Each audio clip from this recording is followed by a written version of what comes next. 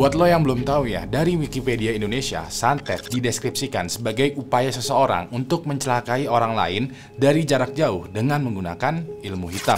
Nah, keberadaan mengenai santet ini bisa dibilang masih abu-abu nih. Ada yang bilang kalau santet itu beneran ada karena si pengirim santet menggunakan ilmu hitam yang dibantu oleh jin atau iblis. Ada yang bilang juga kalau santet itu beneran tidak ada karena santet itu hanya sekedar tipu muslihat aja. Walaupun begitu ya, gue yakin kita semua sama-sama setuju bahwa kita nggak mau nih kena santet bahayanya atau yang lain sejenisnya lah. Nah, untuk cerita mengerikan berdasarkan kisah nyata untuk episode kali ini, gue akan bercerita tentang seorang pria yang meninggal dunia diduga besar akibat disantet. Dugaan ini bisa muncul karena si pria ini sempat bercerita kalau beberapa hari sebelum dia meninggal, dia bertemu dengan penyihir dan penyihirnya secara terang-terangan ini mengirimkan santet kepada dia. Lebih anehnya lagi adalah sang pria ini beneran meninggal persis seperti yang penyihir ini prediksi. Tapi sebelum kita masuk ke detail kisah nyata mengerikan kali ini ya, hai semua, nama gue Ewing dan jangan lupa untuk subscribe terus juga nyalain nih notifikasinya, lalu sebarkan video ini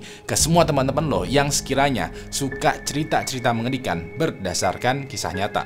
Kalau udah siap, langsung aja kita mulai kisah nyata mengerikan untuk episode kali ini.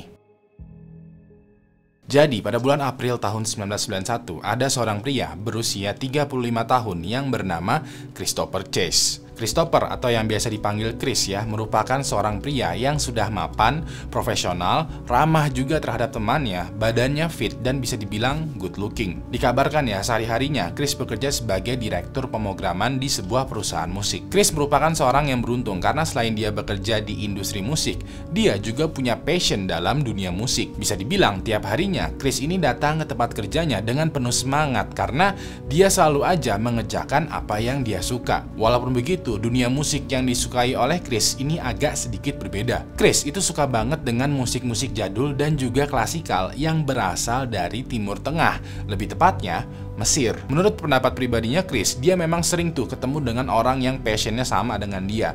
Tapi pas ngobrol lebih lanjut, jarang banget nih ada yang suka dengan musik klasik dari Mesir. Nah, kehidupan Chris ini bisa dibilang normal-normal aja. Dia setiap harinya kerja, terus terkadang pas weekend dia sukanya keluyuran sendiri. Ya you know lah, dengerin live musik, nongkrong di kafe, ngebar, nonton di bioskop, dan lain sebagainya. Lalu semuanya berubah ketika di malam Chris bertemu dengan satu orang wanita. Pada tanggal 11 April tahun 1991, Chris melakukan perjalanan dinas ke kota San Francisco, Amerika Serikat. Pada saat itu ya, Chris kesana bareng teman-teman kerjanya. Di siang harinya, mereka melakukan kerjaannya terlebih dahulu, dan pas malamnya tiba, Chris bersama teman-temannya ini hangout gitu di sebuah restoran yang juga ada barnya. Begitu Chris sampai di sana, dia dan teman-temannya itu mulai makan, ngobrol, dan minum-minum. Namanya juga minum di bar ya, pasti ada aja tuh interaksi di antara satu circle pengunjung dengan pengunjung lainnya. Nah, pas udah beranjak agak larut malam ya, teman-temannya Chris ini udah pada mencar, udah pada sibuk sendirilah dengan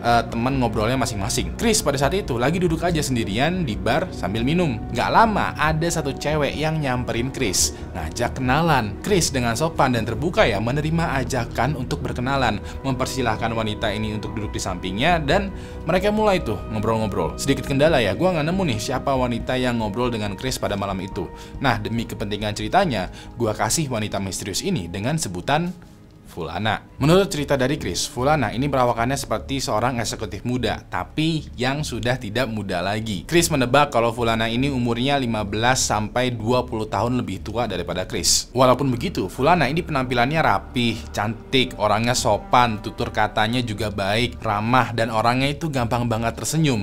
Tipikal-tipikal seorang wanita yang emang asik banget untuk diajak ngobrol. Chris dan Fulana kan ngobrol-ngobrol tuh di meja bar. Pas lagi ngobrol-ngobrol, Chris mengetahui kalau Fulana ini ternyata mempunyai passion yang sama, yaitu passion di dunia musik. Yang membuat Chris lebih kagum lagi adalah Fulana ternyata secara spesifik ya mempunyai kesukaan di musik klasik yang berasal dari Mesir. Pas itu Chris langsung takjub karena jarang banget loh ada orang yang suka musik klasik dari Mesir. Tumben-tumben aja nih gue ketemu sama orang yang senada sama gue. Mereka pun ngobrol sambil juga minum-minum lebih banyak lagi. Nah, pas lagi ngobrol-ngobrol begini, Chris notice bahwa Fulana itu mulai menggoda-goda Chris nih. Yang tadinya mereka ngobrolin persoalan musik, sekarang mulai nyerempet ke obrolan yang lebih berbahaya. Chris pada saat itu emang tertarik dengan Fulana, tetapi hanya sekedar sebagai teman ngobrol aja. Di satu sisi lain, Fulana ini juga sangat tertarik dengan Chris, tapi nggak cuma sekedar ngobrol aja ya, melainkan juga tertarik secara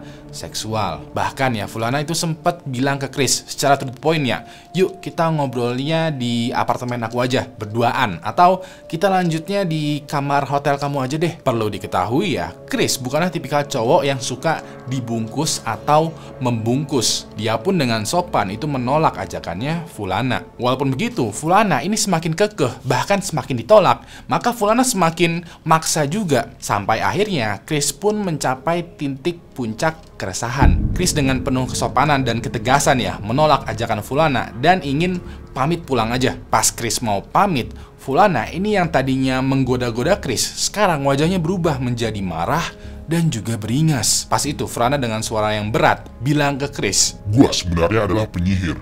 Gua kutuk lo supaya 1 minggu dari sekarang lo bakalan mati." Chris yang mendengar santet dari Fulana ini itu tuh terdiam, kayak awkward gitu loh. Kayak oke, kayaknya lo kebanyakan minum deh ya. Kayaknya gue sebaiknya pulang aja deh ya. Yaudah ya, dadah. Goodbye. Chris yang tidak mempedulikan omongannya Fulana ini pamit pulang dan balik ke hotelnya. Pas sampai ke kamar, Chris langsung beres-beres, cuci-cuci, dan beranjak tidur. Lalu besok harinya pada tanggal 12 April tahun 1991, pagi-pagi Chris terbangun nih. Pas itu dia langsung packing-packing lagi karena dia siang itu mesti balik lagi ke kota Seattle untuk menyelesaikan pekerjaannya. Singkat cerita nih, Chris landing dengan selamat di Seattle, Amerika Serikat. Begitu dia tiba di Seattle, dia langsung masuk ke kantornya dan menyelesaikan pekerjaannya. Pas sudah sore, Chris pulang tuh ke apartemennya. Kebetulan Chris ini itu tuh tinggal sendirian di apartemennya. Dia nggak punya pacar, nggak ada anggota keluarganya, bahkan dia juga nggak punya hewan peliharaan. Ketika lagi santai-santai di sofa sambil nonton TV, Chris itu menelpon salah satu temannya yang bernama Sammy Shadow. Diketahui ya, Sammy merupakan seorang female DJ yang udah lama banget berteman dengan Chris. Mereka sering mengerjakan proyek bareng, dan kalaupun sekiranya lagi nggak ada proyek, mereka ngobrol aja tuh, sharing-sharing seperti layaknya sahabat. Chris pada malam itu ya menceritakan kembali tuh pengalaman dia bertemu dengan Fulana ke Sammy. Sammy yang mendengar ceritanya Chris ini sempat ketawa dan cringe juga dengan kelakuannya Fulana. Mereka pun ngobrol panjang lebar dan Sammy sempat memberikan nasihat bahwa apa yang Fulana lakukan kemarin itu tuh nggak usah dipikirin lah. Namanya juga bergaul di bar sambil banyak minum, pasti ketemu aja tuh dengan orang yang unik. Ya udah deh, mereka pun mengakhiri obrolannya dan beristirahat. Lalu pada besok harinya, pada tanggal 13 April tahun 1991, Chris bangun pagi dan beraktivitas seperti biasa. Dia ke kantor, kerja, dan pas sudah sore hari, dia pulang ke apartemennya dan bersantai di apartemennya. Begitu malam hari tiba, muncul dah kejadian aneh yang membuat bulu kuduk Chris merinding. Pada sekitaran jam 10 malam, Chris udah di kasur, udah bersiap-siap untuk tidur. Pas mau ketiduran, Chris mendengar ada suara orang lagi bisik-bisik gitu. Suaranya ini sebenarnya samar-samar dan pelan banget. Cuman karena lingkungan apartemennya Chris ini sepi, jadinya kalau dia merem dan berusaha tidur, dia bisa mendengar suara bisik-bisik ini dengan jelas. Chris pun akhirnya bangun dan dia fokuskan banget tuh ke kupingnya. Dan ternyata suara bisik-bisiknya ini datang dari arah ruangan dapur apartemennya. Pada momen ini ya, Chris mulai merasa ngeri karena dia berpikiran, apa jangan-jangan di apartemen gue ini kemasukan maling ya? Chris pun bangun dari kasurnya. Dia perlahan membuka pintu kamar tidurnya dan langsung melihat ke arah dapur. Pas itu yang dia lihat adalah ruangan dapur yang gelap dan nggak ada siapa-siapa. Suara bisik-bisiknya ini pun juga tahu-tahu mendadak berhenti aja. Di momen ini Chris berpikiran, oh oke, kayak gue halu deh. Mungkin suara bisik-bisik ini tuh adalah suara tetangga gitu yang lagi ngobrol. Namanya juga apartemen ya, kan satu kamar dengan kamar lainnya itu bersebelahan, mepet lagi. Ya, gue yang halu lah. Ya udah deh, Chris pun jalan lagi menuju kamarnya, merebahkan dirinya di tempat tidur dan mulai memejamkan matanya. Beberapa menit kemudian, pas Chris lagi berusaha untuk tidur, tiba-tiba dia mendengar lagi suara bisik-bisik. Chris pada saat itu langsung melek dan memfokuskan pendengarannya. Dan di sini dia yakin banget kalau suara bisik-bisiknya ini makin jelas, makin terdengar, dan sumbernya sekarang ada di ruang TV. Ya udah deh, dengan penuh kewaspadaannya, Chris bangun, membuka pintu kamarnya dan langsung menoleh ke ruang TV. Dan lagi-lagi, tiba-tiba aja suara bisik-bisiknya ini menghilang. Chris bingung, ini ada apa ya sebenarnya? Selama gue tinggal di sini, ini baru kali ini aja nih ada kejadian aneh. Chris lalu menyalakan lampu ruangan TV dan ruangan dapurnya. Dia periksain tuh seluruh sudut apartemennya dan hasilnya adalah dia beneran sendirian. Begitu udah selesai periksaan seluruh ruangan, Chris memutuskan untuk tidak mematikan lampu kamar apartemennya. Biarin aja lah, malam ini apartemennya tuh terang benderang. Chris pun beranjak ke kamar tidur dan merebahkan tubuhnya di kasur. Pas dia menutupkan kepalanya dengan bantal untuk yang kesekian kalinya, dia mendengar suara bisik-bisik lagi. Dan dia yakin banget kalau suara bisik-bisiknya kali ini itu datang dari ruangan TV. Pada momen ini ya, Chris pada dasarnya udah capek. Dia udah males lah untuk bangun lagi, ngecek lagi, bangun lagi, ngecek lagi. Udah cukup lah ya. Dia pun berpikiran positif aja kalau suara bisik-bisik ini adalah suara dari tangga atas, kiri kanan, atau siapalah yang lagi ngobrol-ngobrol. Walaupun begitu, Chris merasa insecure dengan suara bisik-bisik ini yang makin lama tuh kedengeran jelas loh. Karena dia semalaman insecure, alhasil dia tuh menjadi susah tidur pada malam itu. Karena susah tidur tanpa dia sadari, dari jendela apartemennya Chris, matahari itu udah mulai terbit. Yang pada akhirnya pada malam itu, Chris sama sekali tidak tertidur dengan nyenyak. Pagi hari itu, persisnya pada tanggal 14 April tahun 1991, Chris langsung menelepon Sammy. Dalam teleponnya, Chris menceritakan kembali tuh peristiwa aneh yang dia alamin semalam tadi. Nah, menurut kesaksiannya Sammy, Chris itu terdengar seperti orang yang takut, tapi juga kebingungan. Sammy pada dasarnya merasa aneh kepada Chris karena tumben-tumben nih kalau Chris ketakutan. Menurut Sammy ya, Chris itu adalah orang yang sangat rasional dan juga skeptis, yang tidak percayaan dengan hal-hal gaib. Cuman kok tumben-tumben aja nih Chris kayak parno sendiri, kedengeran panik, bingung dan gitu dengan gara-gara apa ya, suara bisik-bisikan tadi itu. Sammy pun menyarankan Chris untuk menelpon polisi atau ke pihak manajemen apartemen karena penjelasan yang masuk akal adalah ada maling nih di apartemennya Chris atau ada tetangga yang membuat berisik. Walaupun begitu, Chris agak sedikit menolak saran dari Sammy karena Chris rada malu dan ribet kalau menjelaskan peristiwa ini ke polisi atau manajemen. Chris kayak bingung gitu, kayak gimana jelasinnya? Kayak, halo Pak Polisi, tolong dong apartemen saya diganggu sama makhluk gaib nih.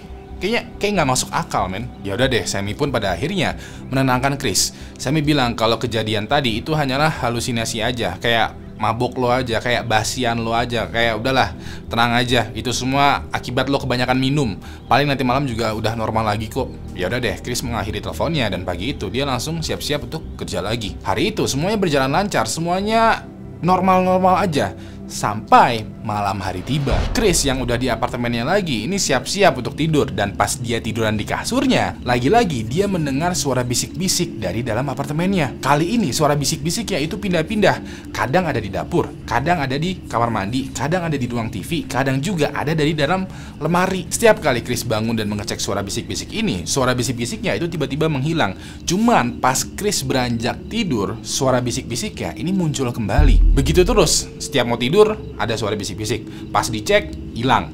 Gitu terus, ada hilang, ada hilang, ada hilang. Alhasil untuk malam yang kedua, Chris lagi-lagi begadang karena dia tidak bisa tidur dengan nyenyak. Lalu pada pagi hari, tanggal 15 April tahun 1991, Chris yang begadang ini mau nggak mau mesti kerja dong. Dia pun bangun dari kasurnya, mandi dan pergi untuk bekerja. Pas di kantor, Chris curhat tuh dengan bos dan juga teman-teman kerjanya. Kalau beberapa hari terakhir ini, dia tuh susah tidur karena di apartemennya itu berisik banget. Ada bisikan-bisikan misterius yang nggak jelas. Bos dan teman-teman kerjanya Chris ini yang mendengar ceritanya, ya cuman bisa kayak jadi pendengar yang baik aja. Mereka nggak bisa bantu apa-apa. Mereka juga nggak paham dengan apa yang terjadi dengan apartemennya Chris. Hal pun berlalu dengan normal. Chris bekerja seperti biasa dan pas sudah malam, Chris pulang tuh ke apartemennya. Begitu dia tiba di apartemennya, Chris bertekad bahwa dia harus tidur pada malam itu. Chris sendiri udah ngantuk, udah capek banget karena selama 2 malam terakhir dia tuh selalu begadang. Ya udah deh, setelah beres-beres dan cuci-cuci, Chris langsung matiin lampu kamar apartemennya dan beranjak tidur. Sayangnya pas Chris udah tiduran di kasur, lagi-lagi dia mendengar suara bisikan misterius dari berbagai sudut apartemennya. Pas ini ya, Chris merasa bodoh amat. Dia kayak merasa, persetan lah dengan suara bisikan ini.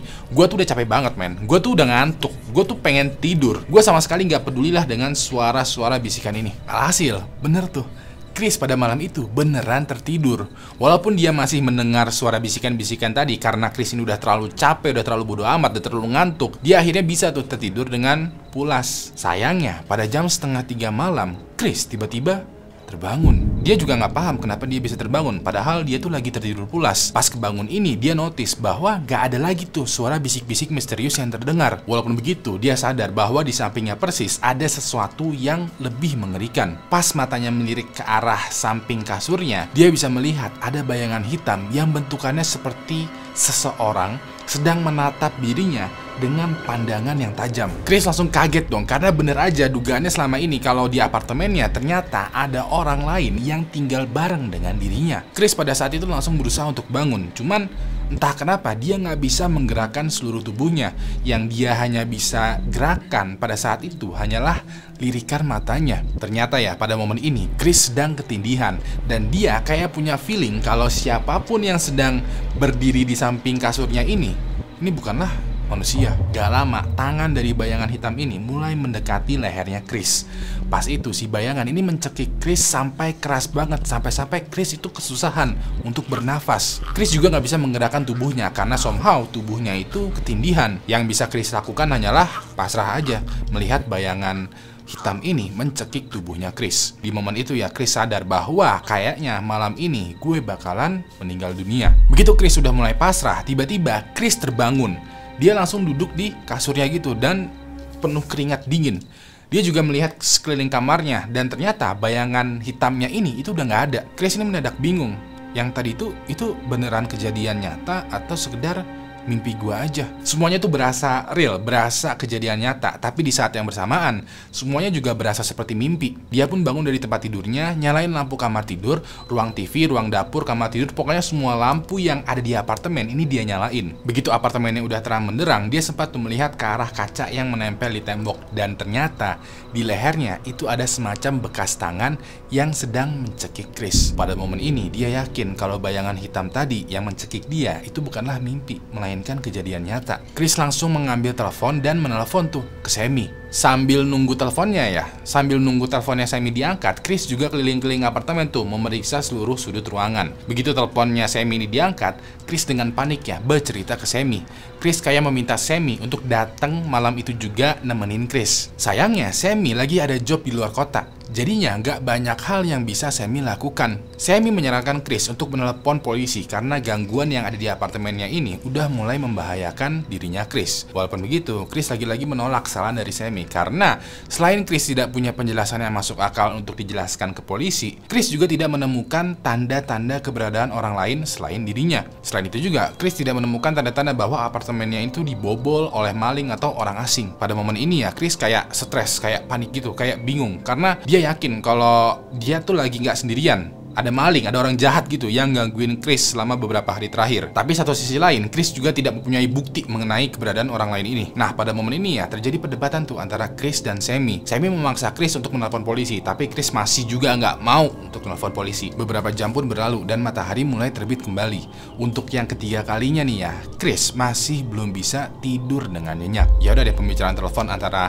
Chris dan Sammy pun dihentikan karena Sammy lama-lama makin kesel juga dengan Chris yang agak keras kepala. Pada pagi hari ini ya, persisnya pada tanggal 16 April tahun 1991, Chris menelpon bosnya dan bilang bahwa dia mau ambil cuti dulu nih untuk hari ini dan besok. Setelah ngobrol-ngobrol dan cerita-cerita dengan bosnya, Chris yang kondisinya mukanya udah pucat selama 3 hari ini belum tidur ya, langsung bergegas ke toko buku terdekat. Pada hari itu, Chris pergi menuju sebuah toko buku yang bernama Evangel Incorporated. Diketahui toko buku Evangel Incorporated ini adalah sebuah toko buku yang secara khusus menjual buku-buku tentang segala macam agama. Nah, biasanya ya di toko buku yang menjual buku-buku keagamaan, pasti ada aja tuh buku-buku yang membahas tentang gangguan makhluk gaib. Begitu Chris sampai di toko buku ini ya, Chris langsung memborong berbagai macam buku keagamaan yang isinya adalah cara-cara menangkal gangguan makhluk gaib. Selain itu juga, Chris membeli banyak sekali salib yang nantinya dia bakalan tempelin di seluruh tembok apartemennya. Setelah itu, Chris juga membeli berkantong-kantong garam karena menurut pengetahuan dia ya,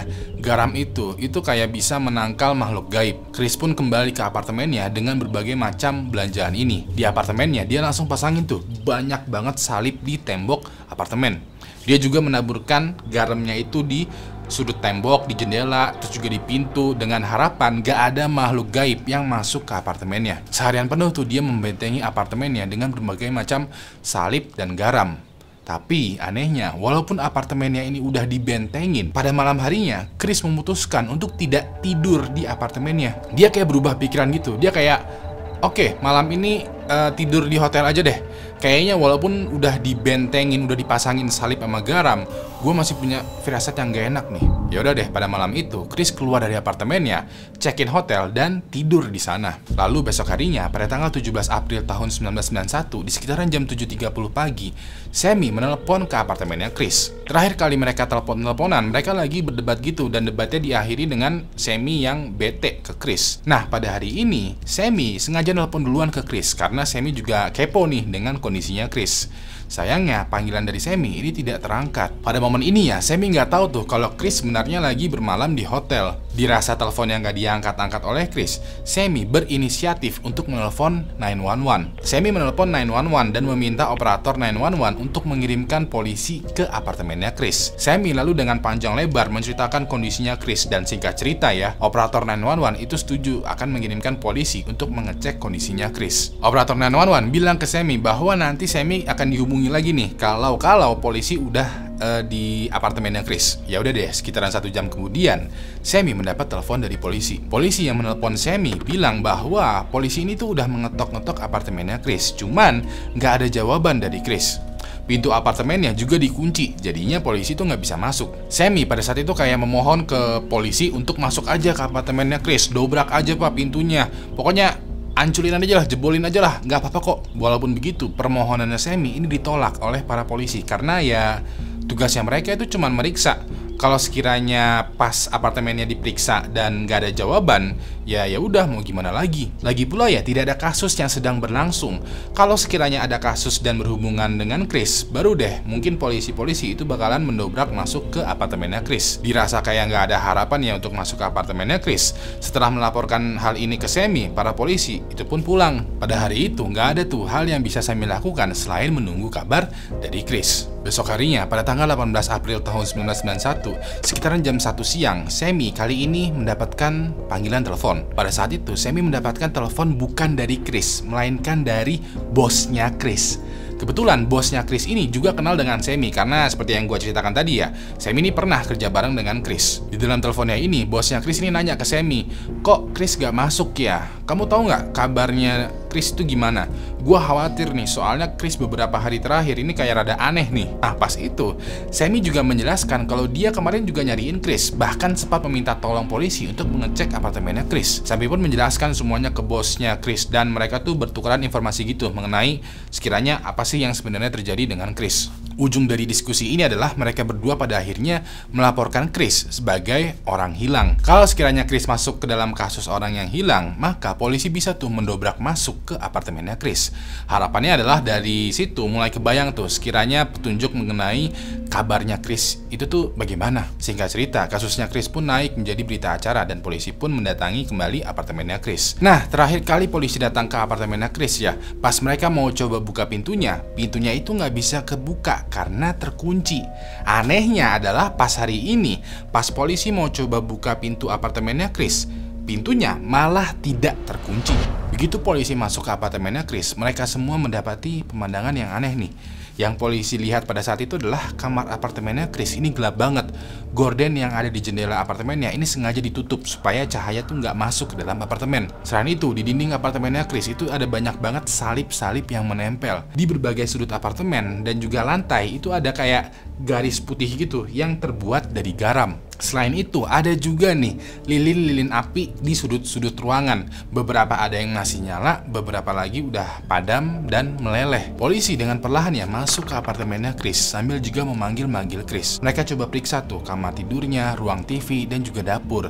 Tapi nggak kelihatan nih keberadaannya Chris. Pas mereka memeriksa kamar mandi, untuk yang ketiga kalinya ya, lagi-lagi dan lagi, mereka melihat pemandangan yang aneh. Pada saat mereka memeriksa kamar mandi, mereka menemukan Chris sedang terbaring di dalam bathtub dengan posisi meringkuk seperti janin bayi. Dari laporan polisi, Chris ditemukan masih menggunakan pakaian lengkap dan kondisi bathtubnya ini kering, gak ada airnya. Namun di sekeliling bathtub ditemukan banyak banget lilin api yang sudah meleleh dan juga salib-salib yang tergeletak di lantai kamar mandi. Nahasnya adalah pada saat itu, Chris ditemukan dalam kondisi sudah meninggal dunia. Polisi pun langsung mengamankan jenazahnya Chris dan juga mengamankan apartemennya Chris. Polisi sempat menjadikan apartemennya Chris sebagai tempat kejadian perkara karena dari kondisinya apartemennya Chris dan juga cerita-cerita temannya Chris, polisi punya feeling kalau Chris ini meninggal akibat dibunuh. Walaupun begitu, setelah jenazahnya Chris diperiksa lebih lanjut lagi, setelah diotopsi ya, dokter forensik menyatakan bahwa Chris meninggal dunia akibat serangan jantung. Hasil pemeriksaan yang lebih detail menyebutkan bahwa tidak ditemukan tuh adanya luka-luka di tubuhnya Chris. Tidak ditemukan juga jejak racun di dalam tubuhnya Chris. Dokter pun sebenarnya awalnya juga bingung dengan penyebab kematiannya Chris karena entah kenapa ya, Chris yang sehat-sehat dan baik-baik aja, tahu-tahu jantungnya Chris ini mendadak seakan-akan tidak berfungsi. Karena jantungnya Chris mendadak tidak berfungsi ya, otomatis Chris meninggal dunia. Nah, di dalam dunia medis, kalau jantung mendadak tidak berfungsi, itu namanya kena serangan jantung. Otomatis dalam laporan otopsi, Chris dinyatakan meninggal dunia akibat serangan jantung. Karena Chris meninggal akibat serangan jantung, kasusnya Chris ditutup sebagai kasus kecelakaan. Walaupun begitu, teman-temannya Chris, terutama Semi ya, punya kecurigaan terhadap Fulana, cewek yang Chris temuin di bar yang tadi tuh di awal cerita. Semi curiga terhadap Fulana karena somehow apa yang Fulana prediksikan mengenai kematiannya Chris ini benar-benar terjadi. Apakah Fulana emang beneran penyihir yang berhasil menyantet Chris? Atau Fulana diam-diam meracuni Chris? Atau ini semua hanyalah kebetulan? Sampai sekarang, kisah nyata mengerikan mengenai Chris masih menjadi kasus yang belum terpecahkan. So, itu adalah kisah nyata mengerikan mengenai orang yang meninggal dunia akibat disantet. Kalau sekiranya lo masih butuh asupan video horor lainnya, lo bisa klik video yang ada di sebelah kanan ini, karena di sana gua ngebahas 5 penampakan hantu yang paling mengerikan. Terakhir, nama gue Ewing dan sampai jumpa lagi di kisah nyata mengerikan selanjutnya. Good night.